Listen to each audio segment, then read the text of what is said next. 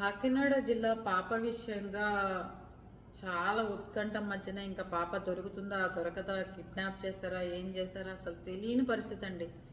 ఒక లైన్ దగ్గరికి వచ్చేసరికి పాప అలా మిస్ అవటం, కొంతమంది ఏమో అడవి మృగాలు లాక్కెళ్ళాయని, కొంతమంది ఏదో పాము మింగిందేమో అని, కొంతమంది రాజమండ్రి బస్సులో చూసామని, మరి కొంతమంది పాపను ఎవరో తెలిసిన వాళ్ళే కిడ్నాప్ చేశారని చాలా రకాల పుకార్ల మధ్యన పాప మాత్రం దొరకలేదు ఇంతవరకు. దొరికితే చాలా బాగుండేదండి నిజంగా. ఆ తల్లిదండ్రుల బాధ తెలియదు. ముఖ్యంగా ఇంకోటి చెప్పాల్సింది ఏంటి అంటే, ఆ పాప విషయంగా నిన్న వాళ్ళ మదర్ బయటకు వచ్చి మాట్లాడుతున్నారు. మీ యూట్యూబర్ల వల్ల పెట్టే బ్యాడ్ కామెంట్స్ వల్ల చాలా బాధ కలుగుతోంది, నాకు చాలా ఇబ్బంది అవుతుంది, నేను ఏడివాల, నేను కింద పడి దొలమంటారా, నన్ను ఇబ్బంది గురి చేస్తున్నారు, ఏడిస్తేనే నాకు ప్రేమ ఉన్నట్ట అంటున్నారు. అలానే ఎవరు అంటారమ్మా, ఎందుకంటారు? అందరి కోపం ఒకటే. పసిపిల్లలు రోడ్డు మీదకి వెళ్ళిపోతే నువ్వు ఎంత బాధపడ్డావో, నీతో పాటు మేమందరం కూడా పగలు రాత్రి నిద్ర లేకుండా అంతే బాధపడ్డాం. మీరు వ్యూస్ కావాలంటే చేసుకోవచ్చు, మీకు ఏమన్నా నాకు అభ్యంతరం లేదు. కానీ బ్యాడ్ కామెంట్స్ పెట్టేవాళ్ళు కానీ, యూట్యూబ్లో వీడియోలు చేసేవాళ్ళు కానీ, మీరు హెచ్చరిక అనుకుంటారు, నేను బతిమాలుతున్నాను అనుకుంటున్నారు, లేకపోతే నేను ఏమన్నా బాధపడుతున్నాను అనుకుంటున్నారో మీకే వదిలేస్తున్నాను మీ విజ్ఞతకి అంటున్నారు. తప్పులేదు. మేమందరం చెప్పేది కూడా ఒకటే. పాపని 10 నిమిషాలు పట్టుకుంటే అయిపోయేదానికి ఇంత దాకా వచ్చిందే అనిపించింది. ప్రహరీ ఉండి ప్రహరీ లోపల ఉన్న పిల్లల్ని కిడ్నాపులు చేస్తున్నారు. ఈ ఇళ్ల దగ్గర తోటల్లో పొలాల్లో ఉన్న వాళ్ళకి సర్వసాధారణం పిల్లల్ని అలా వదిలేయటం, వాళ్ళు అక్కడక్కడ తిరగటం, ఆడుకోవడం, ఇవన్నీ సర్వసాధారణం. అది చంటిది 2 ఏళ్ళు కూడా లేవు పాపం దానికి. 2 ఏళ్ళు కూడా లేవు పాపం. ఎంత ఎంత ఎండల్లో, ఎంత 11:30 అంటే ఎంత ఎండ. పిల్లలు లోపలికి లాక్కెళ్ళి ఆ చంటి పిల్ల సంగతి చూసుకోవచ్చు. చంటి పిల్లకి ఎండ ఎంత ఎండ అండి. పొద్దున్న 8ంటికి సెగలు కక్కేంత వేడిలో మనం ఉంటుంటే మధ్యాహ్నం 11ంటికి విపరీతమైన ఎండ. పైగా అమ్మాయి మిస్ అయ్యే టయానికి 100 మంది జల్లెడి పెట్టారట, ఊరంతా వచ్చి జల్లెడి పెట్టారు.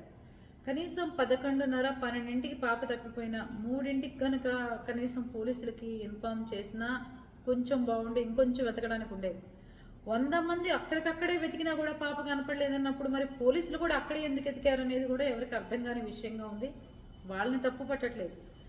ఎందుకని బస్టాండ్లు, రైల్వే స్టేషన్లు అలాంటి చోట వెతికారా, ఎక్కడ మిస్ అయింది అంటే మనకి దొరకకపోతే బోళ్ళు అనుమానాలు ఎలా వస్తాయి మనకి చెప్పండి. బోళ్ళు వస్తాయి అనుమానాలు. ఎవరైనా అక్కడెక్కడ చూడాలనుకున్నారే కానీ ఒక ఇంటి దగ్గర కానీ ఒక తోట దగ్గర కనపడినప్పుడు ఒక నలుగురు బస్టాండ్లకి, రైల్వే స్టేషన్లకి గబగబా వెళ్ళిపోయి రోడ్ల మీద అక్కడ ఎందుకు చూడలేదా అనిపించింది వెంటనే. దాని తర్వాత వాళ్ళ మదరు హెచ్చరిక అనుకోండి అంటే ఎవరిని హెచ్చరిస్తావమ్మా? నిన్ను హెచ్చరిస్తుంది లోకమంతా, పసిపిల్లని జాగ్రత్త పెట్టుకుంటే బాగుండేది అని. ఎంత బాధపడ్డామనేది నీకేం తెలుసు?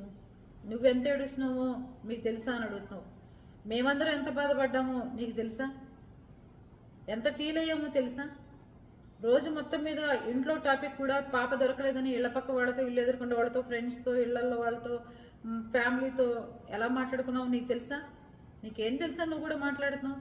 ఇన్ఫ్లుయెన్సర్స్, యూట్యూబర్స్ అంటే ఫేక్ న్యూస్లు, పొద్దున్న లేచిన కానీ వ్యూస్ కావాలని తాపత్రయపడుతున్నారని చెప్పి అనుకుంటే ఎలా కుదురుతుంది?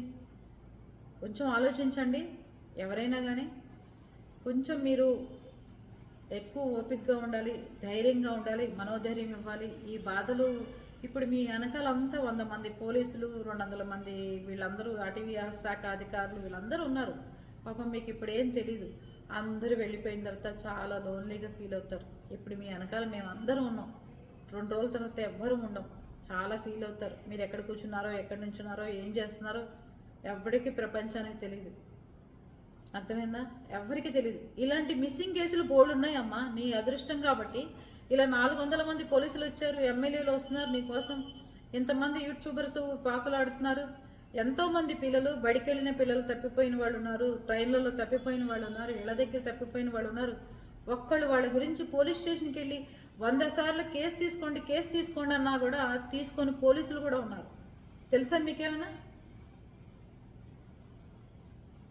కానీ మీరు అనేసరికి ఇంటి దగ్గరికి వచ్చారు, మీ ఓనర్ గారు ₹1,00,00,000 ఖర్చు పెడతాను, ఎంత ఖర్చు అయినా భరిస్తాను, ఇబ్బంది లేదని చెప్తున్నారు. పట్టించుకొని ఓనర్స్ ఉంటారు బోడు మంది.